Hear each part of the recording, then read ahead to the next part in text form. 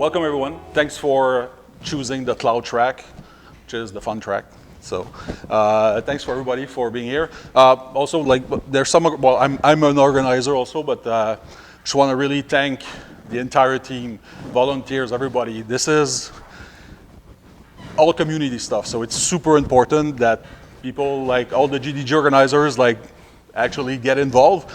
So it's a massive endeavor. So yeah, thanks everyone. And yeah, so we'll hit natively securing your GCP footprint. Yeah, that one. So let me get going. I'm just gonna do a quick intro. So my name is Stacy Veronneau. So I'm a senior pre-sales cloud engineer at SADA, branded. And I'm also the GDG Cloud Montreal organizer since, COVID, basically. So eventually we want to go back in person. So we'll, for the last years, it's been fully remote. So 28 years in IT. So I've seen a few things. Also, leveraging the cloud in all shape and forms since 2007. Just to give you an idea, what was the cloud in 2007? Of course, it was AWS. There was nothing else.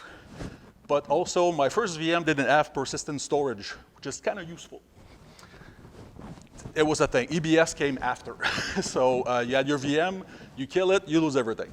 So put it in a bucket and like just make sure everything is okay. So things have evolved a lot. And in the last 7 years, I've been focusing, I would say, solely on Google Cloud Platform. So I've mentioned I work for SADA, so just bear with me. So just tell you like who we are. So we are a Google Cloud and Google partner only. So what we do is we do professional services. So if your company has major challenges, they want to move stuff to the cloud, maybe a migration, maybe AI workloads, maybe a huge transformation, we can come in and actually help you do so. We're also a reseller of Google Cloud, so you can go through us to have access to Google services with augmented values. Let's say like a resource like myself, being able to help you out on a daily basis.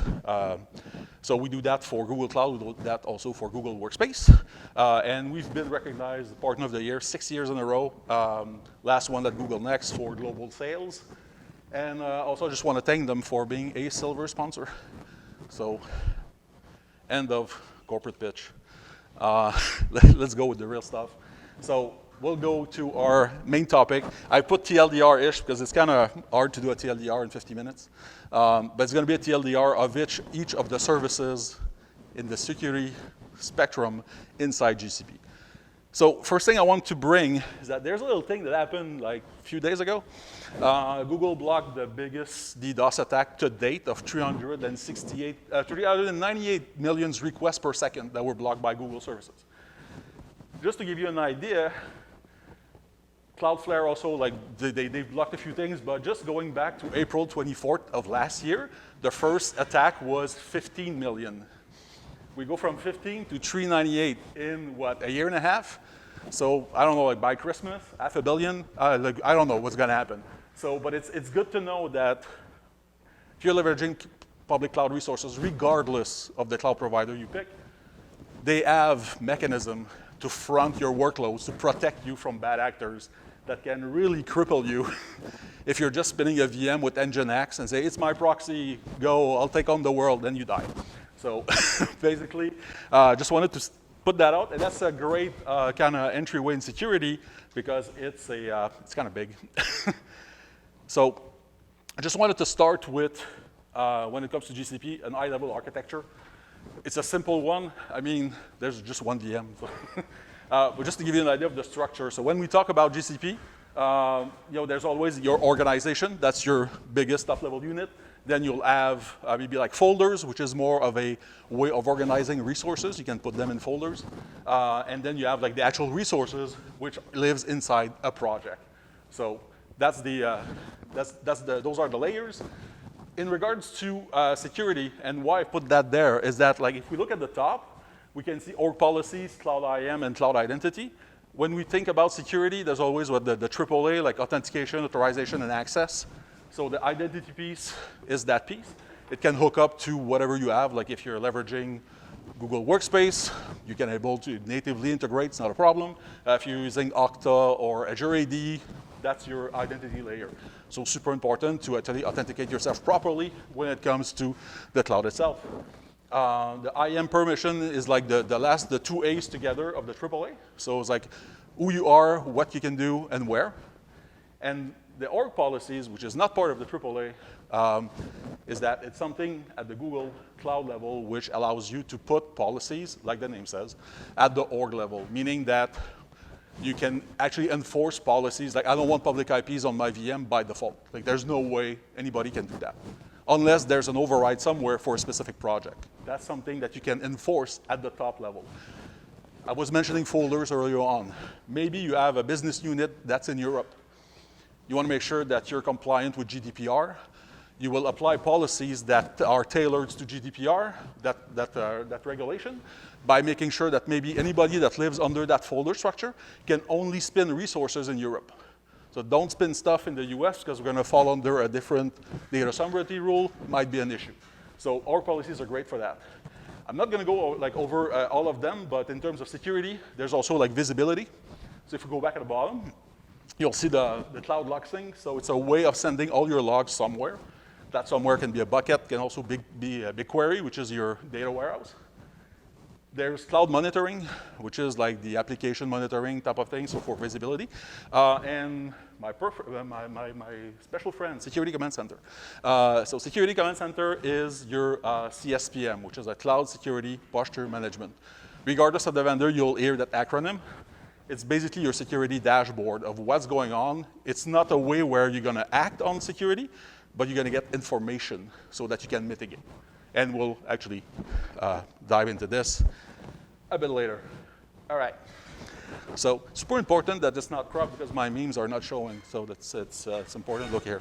So the way I went about the security pieces, if you go actually in the Google Cloud Console and you go in the security section, you'll see subsection. One of them is detections and control. So we'll just start with that. One of the services that's listed in there is called Web Security Scanner.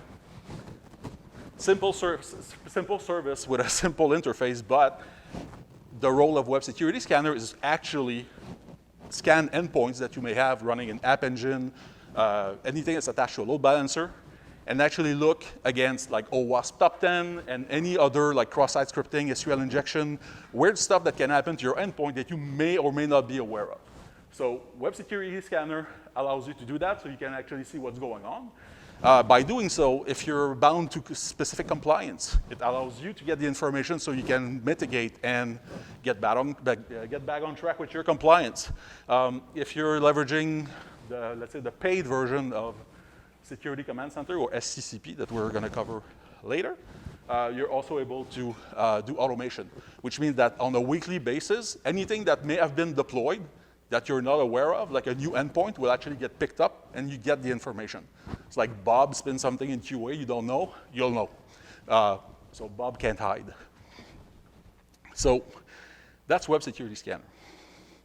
Like I said, like this is TLDR, so we're going through the services, and I'm going to try to map use cases to it, so that way it's not just like drinking from a fire hose, but actually getting back with some real valuable information.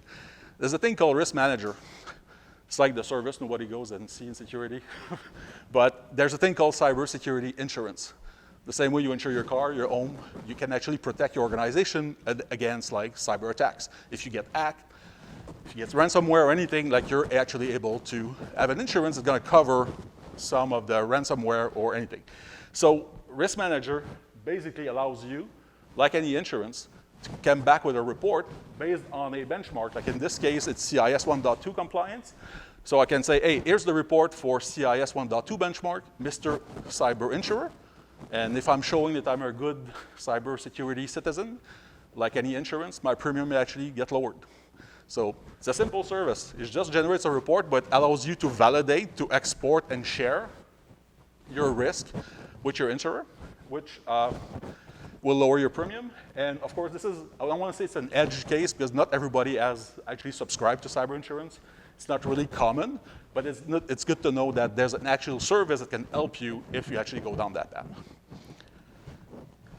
All right, so we're going from cyber insurance to containers. So I'm going to go talk about binary authorization. If you're playing in serverless LAN, or if you're leveraging GKE or Kubernetes, for those who don't know, binary authorization is simple. It's actually policy-based deployment. It's as simple as that. I have an artifact that's been created. I have my Docker image. It needs to get pushed somewhere. No problem. So, okay, I'll enforce policies. Maybe I'll say, well, any VM, any container that's coming in to be pushed into production that has critical CVEs will not pass, basically. Simple as that, but through like automation. So you have your pipeline, you do your thing, you push, boom, no, you have CVEs of critical level, automatically disqualified, and it will actually send the information to cloud audit logs, so you can actually know what's going on, what happened. That's like for the CVEs, but it could also be your image is not coming from a trusted registry or a trusted project inside GCP. You may be fully legit inside the enterprise, but we have one specific project who's actually able to contain artifacts. Bob tried again with his own project. So like, Bob, no, you're not passing. Even though your thing would be like fully legit, you need to go through the proper motion to get validated so you can get pushed into production. So binary authorization is that policy-based deployment. It's also part of Software Delivery Shield, which is a fully managed supply chain security option. So it's more of an umbrella that looks like this. I'm not going to go through everything, but like binary authorization is like at the end.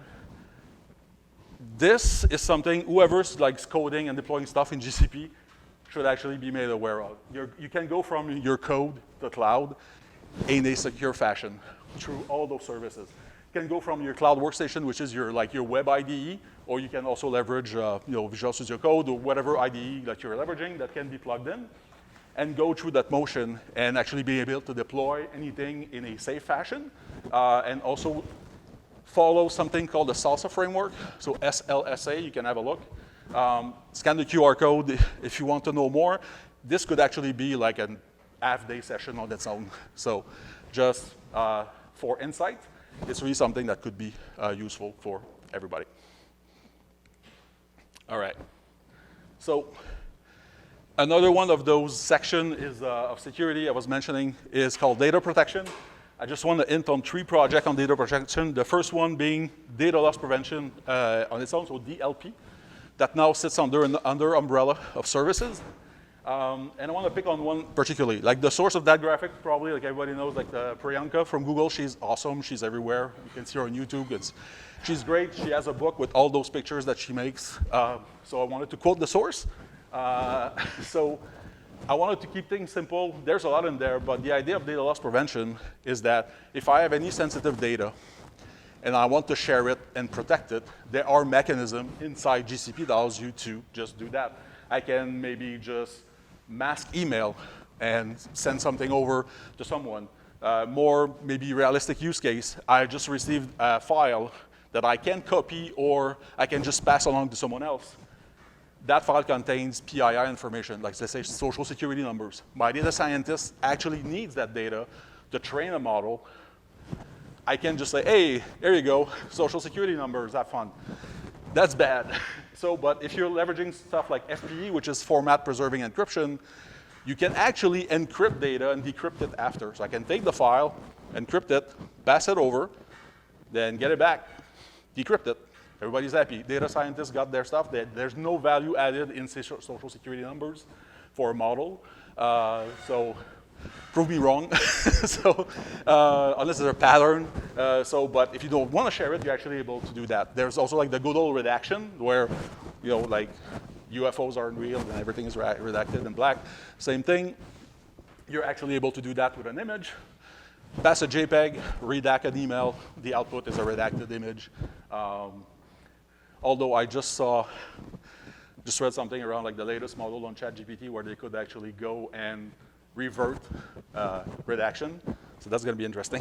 So where I'm not going to go down that rabbit hole, but just wanted to state out that data loss prevention, anytime that you're playing with sensitive data, this service should be top of mind. There's multiple ways of ingesting data. There's multiple ways of doing that. Yes? Yeah.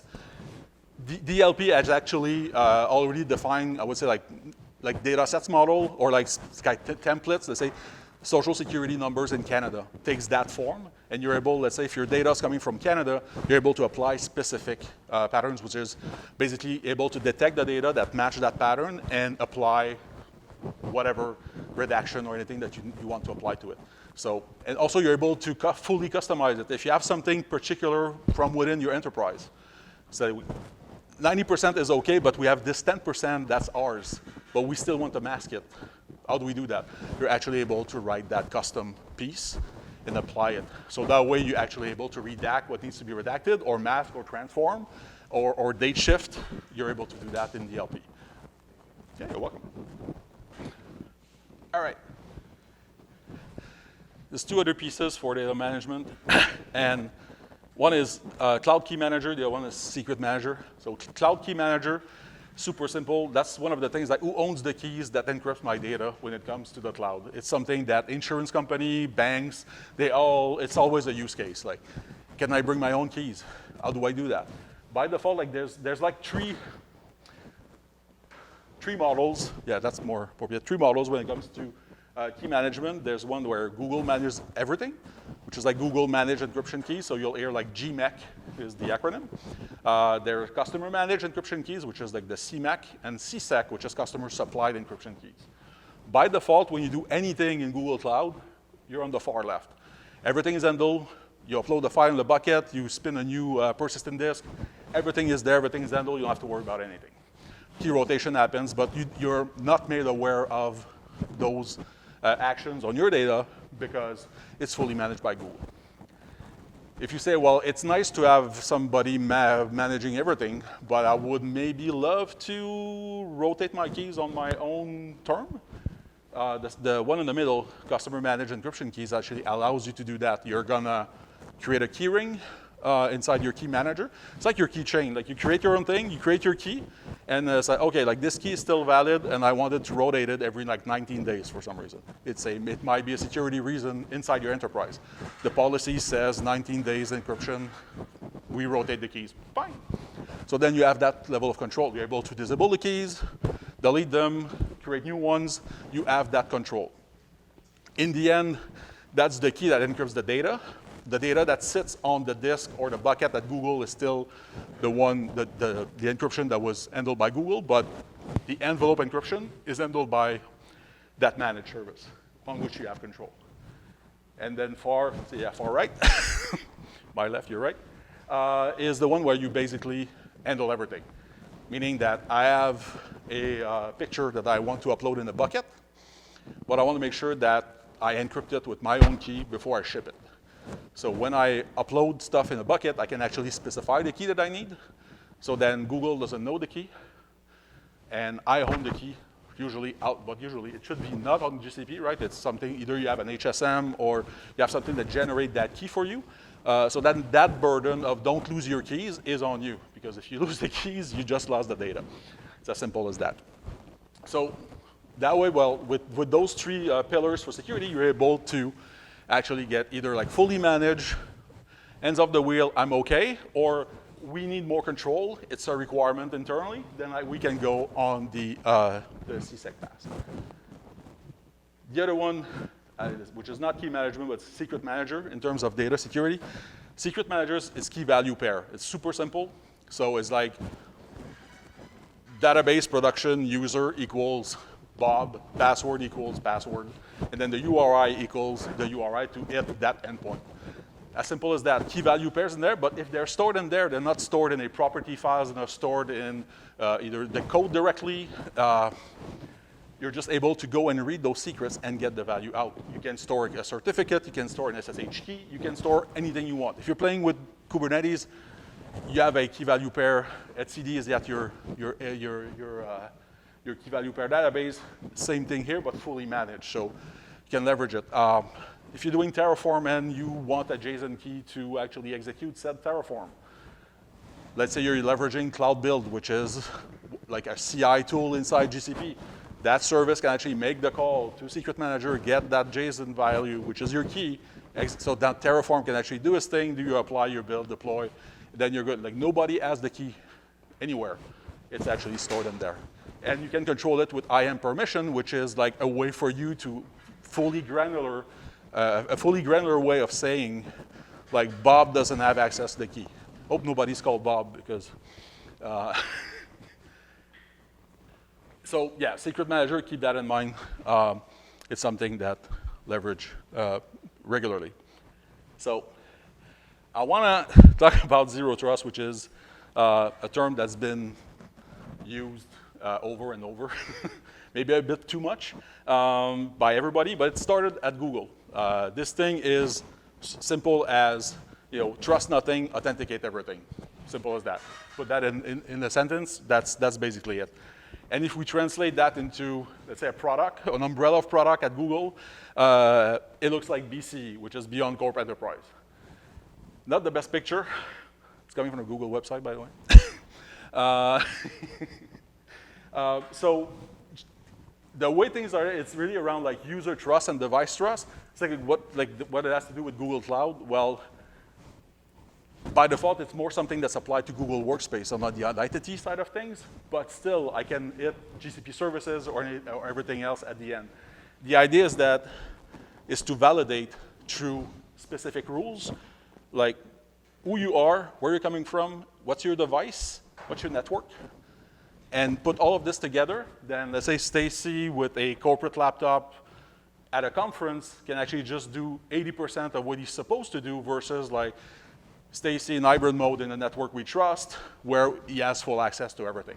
But this is done through that control of Beyond Corp Enterprise. So allows me to validate location, mentioned that. I can make sure that, hey, if I take my corporate laptop, which is like a trusted, encrypted device, trust the user, everything is good, but I take my laptop and I go to Starbucks, say, well, if you're on the Starbucks network, you can't download data sets, as an example. That could be a use case. The beauty of BCE, just to keep the acronym going, is that if we look at the far right, apps and resources, is that I can attach this or from this to those type of resources. So there is like who you are, where you're coming from for access, but what am I accessing actually? I can access a web app that's on GCP. I can also access something that's on-prem. So of course, like a lot of people say, hey, we're all digital native, like we don't have a data center, who cares? So there's a lot of people that still have data centers. Would be nice to, I have an application that will actually benefit from this so people can access it without a VPN. So, but I need to trust the chain. So BCE will allow me to do that, and I can actually access that application on-prem. It goes the same thing for SaaS application. SaaS application, basically, if you're using GitHub or like even like Salesforce, a full SaaS app, anybody that goes and try to hit that endpoint will go through that motion. So are you in a safe place so that you can log in on GitHub and actually look at the code? That's one way to go about it. I've mentioned the GCP services and API. I'll mention that on the next slide a bit in detail. And the same thing for the VMs and RDP and TCP, because it's really useful. I've mentioned the who you are, where you're coming from, and all that, which is the kind of tied also like to Access Context Manager. I want to focus on the guy at the bottom, which is Identity Aware Proxy. This is, like I've mentioned, something that will actually, if you're leveraging App Engine and you want to expose an application, you want to expose it with IAP, and IAP will actually make sure that you're prompted like login with Google type of things. Like you log in, you're good, you're legit, and you're able to go through. This is a great way to leverage IAP. One way I like to use it is actually for anybody who played with GCP. I've mentioned earlier on, like my single VM didn't have, let's say, a public IP. It's kind of like, how do I connect to that VM? So if you leverage IAP, you're able to connect to it because you authenticate yourself, and then you're able to SSH in and do your thing. This can be done through my laptop also without a problem. So Stacy needs access to that VM. I log in, I do my thing. Maybe that VM is like a jump box. So all my tooling is there, like kubectl if I want to talk to Kubernetes. Whatever I need to talk to any private resources in GCP will actually sit inside that VM. So I have access to it. I'm not exposing anything on the internet. There's no public IP anywhere. And it's fully trusted, fully connected, and fully secure. So I'm able to do that easily. I can also create, anybody who does a SSH tunneling, same principle. But you'll do your tunnel, and you'll first authenticate. So maybe I have a specific service I need to hit on that on that VM, and a great way to go about it is actually make sure that I'm trusted, authenticated. I have a tunnel. Then locally, I open my browser, local host 8080, boom, the information comes in. I didn't expose anything, but the entire flow is safe. So IAP is a great tool that sometimes overlooks, oh, how do we do this? And by default, you'll have a jump box, and that jump box has a public IP, so we can connect to it on SSH. Fine with a jump box, remove the public IP, attach it with IAP, make that connection safe. All right. Another piece around zero trust, which kind of embodies everything. It's VPC service control. So VPC service control is, I call it like a castle and moat kind of thing, is that the moat being the service perimeter. Anything I put inside the perimeter, I deem okay or safe. Everything outside can play at all. And even if you're inside the service perimeter, if I haven't defined specific rules for you to play with each other, you're not going to play together. That's it. So it gives me full control of what's going on inside that perimeter.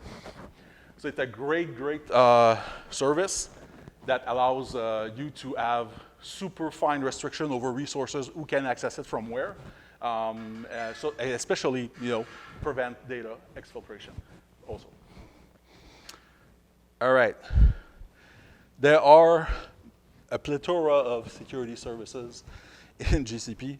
Just want to cover some of them. Some of them you might say, those are not security services, and I'll tell you why I've put them there.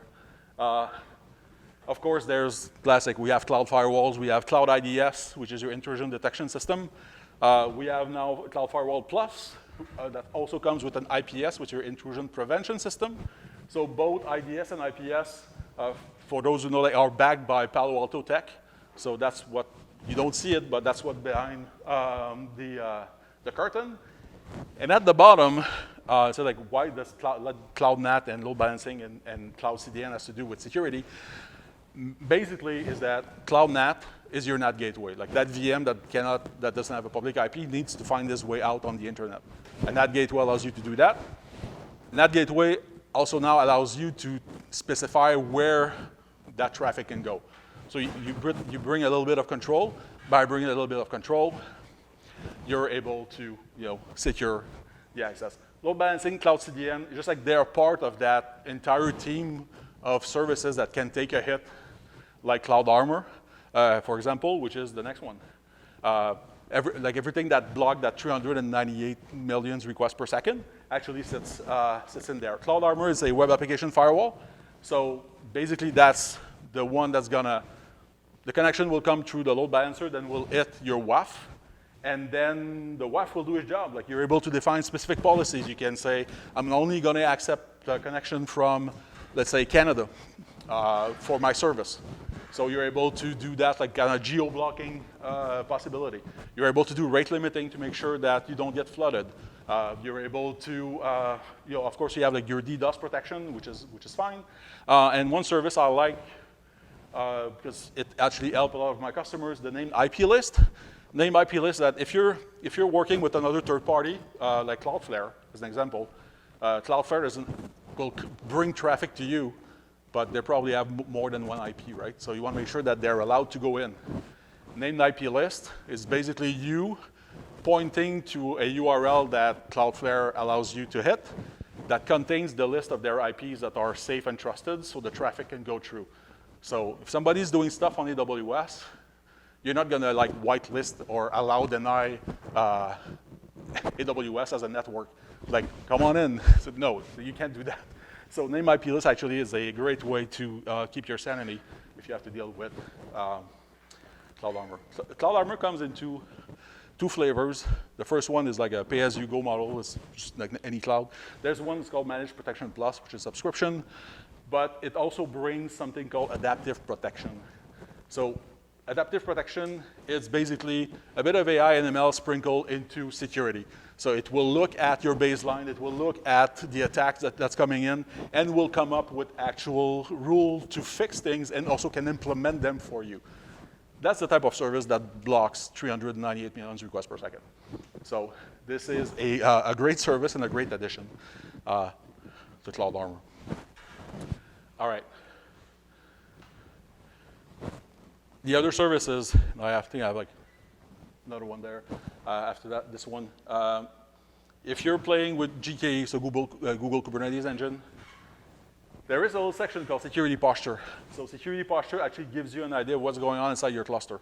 You've deployed stuff, maybe you're deploying something that actually pulled something else from outside, and it's bringing in stuff full of CVEs and like bad stuff, then you're actually able to see what's going on inside your cluster, which workload is affected, on which namespace is actually being impacted, so you're able to see that information directly for your cluster. You just need to register your cluster when you spin it for the security posture, and then boop, the information will start pouring in. In this case, like there's almost like 2,000 concerns, which is concerning. But still like 120 critical almost, so there's some things going on, so like take the time, look at what's going on. Hopefully this is not production. So this is just a screenshot that came from online, but it's a great example like what's going on. So I think I've put the mic. And if you're not doing Kubernetes, not everybody is doing like containers and everything. There's still workloads running inside VMs. It's still a thing. And it still will be a thing. We have VM Manager that actually allows you to patch your VMs properly. Like, you spawn a plethora of VM, you install the agent, then it will actually patch stuff for you. You can create patch job, you have a report of what's going on, so you can keep those VMs safe without having to say, oh yeah, like we need to go and make sure everything is okay. So this actually allows you to do that. All right. Mentioned my special friend before, Security Command Center. What Security Command Center does is actually gather all the information that came from all other services, like event threat detection, VM threat detection with that VM tool that we had before, container threat detection also, anything from security and health analytics, web security scanner that we've actually mentioned before. Take all that information and all the assets that are coming, like you spinning a VM, a load balancer, reserving an IP, everything continuously monitored, and actually create an asset view of all the findings and what's your posture in terms of security inside GCP. So it gives you a single pane of glass of like either how good or how bad things are. It's not the coolest picture, but still gives you an idea of that. This is like a summary review that's there in Security Command Center. So basically, things are not going well because in the last 180 days, we went from like 2,000 findings to what, 11,000 or something. So, but it gives me an idea of like what's going on. I know it's probably super small. I don't know if you're seeing it, but I have OS vulnerabilities. I have specific open firewall there. I have public IP address that are listed. Public IP address will always kind of show up as a thing that's a bad thing. Like unless it's a load balancer, don't expose anything. There's mechanism like IAP that allows you to log in securely. Just don't go down that path.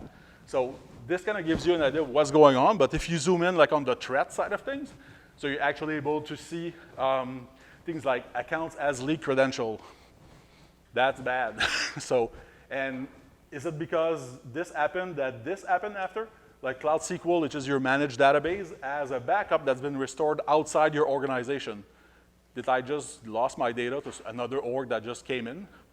I don't know, might actually worth looking into. That's the type of information that you will get from Security Command Center.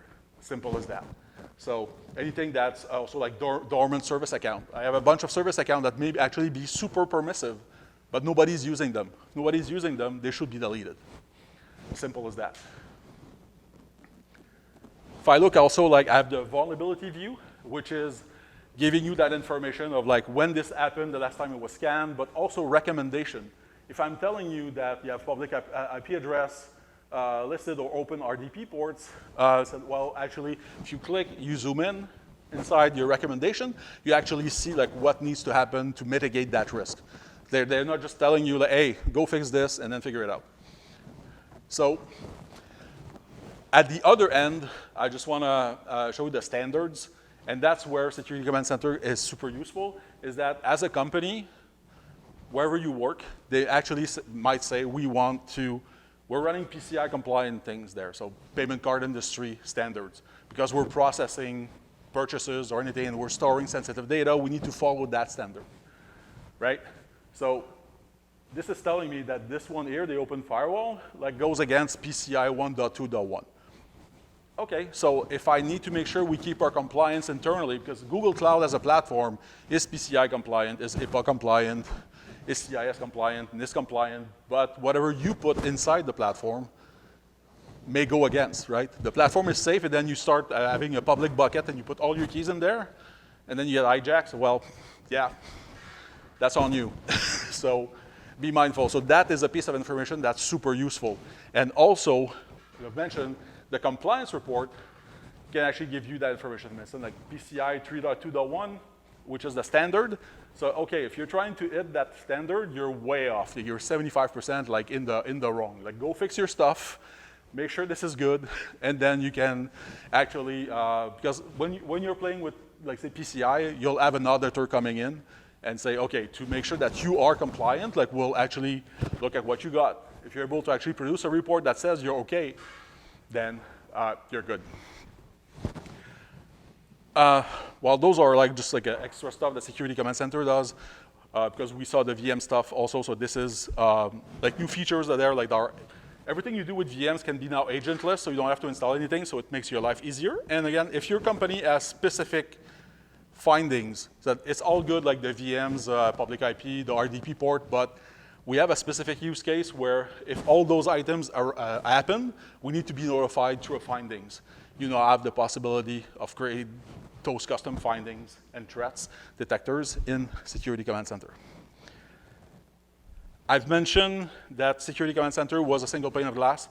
Just quickly, this is super small, but this is the information from Kubernetes early on, like the posture detection that's sending the information also in Security Command Center.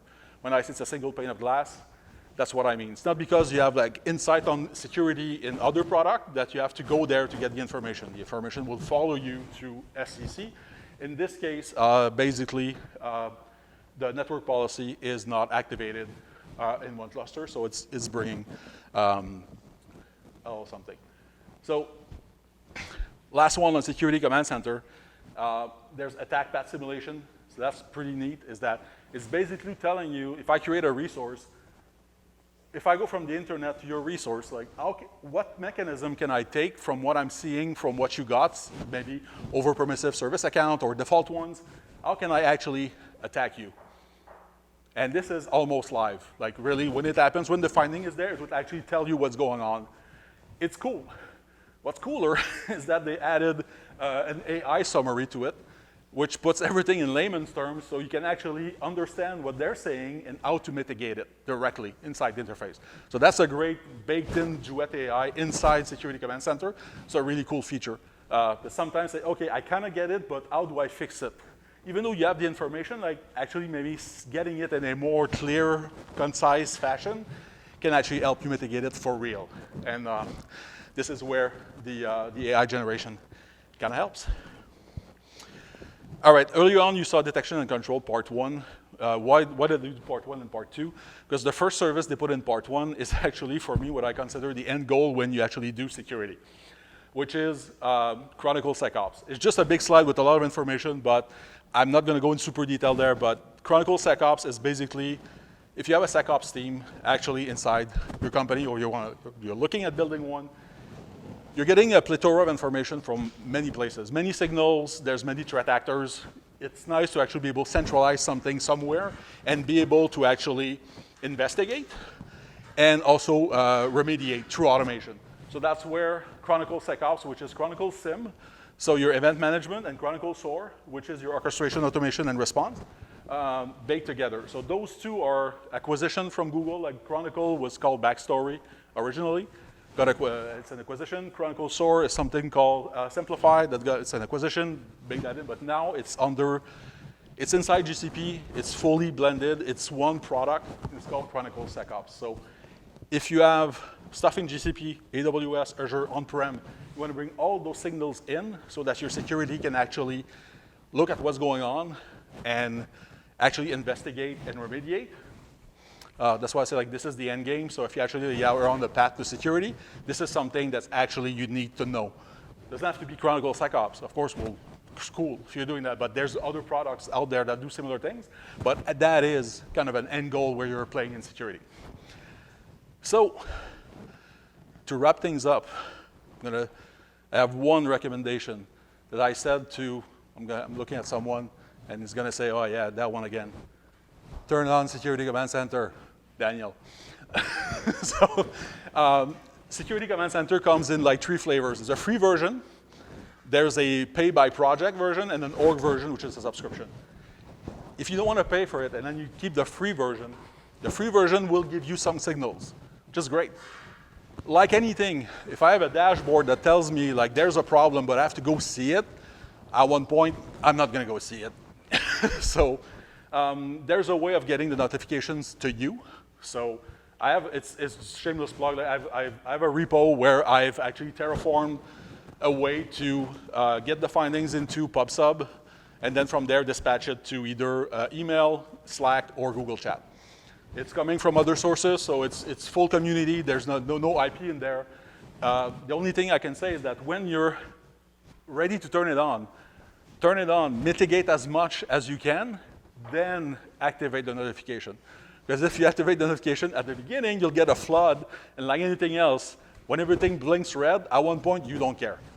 So you want to make sure you clean the house, and then you turn it on. So that's going to help you. And then, of course, if you need more details, information in the future, then you can go with an higher tier of Security Command Center. But having the free version turned on, which actually should be by default, honestly, that's a great thing. But getting the findings is even better. So with all this, I want to thank you for your attention. I know it's 10 a.m. We're talking security. It's kind of hard, but yeah, so I want to thank you all, and I want to wish you all a great rest of event.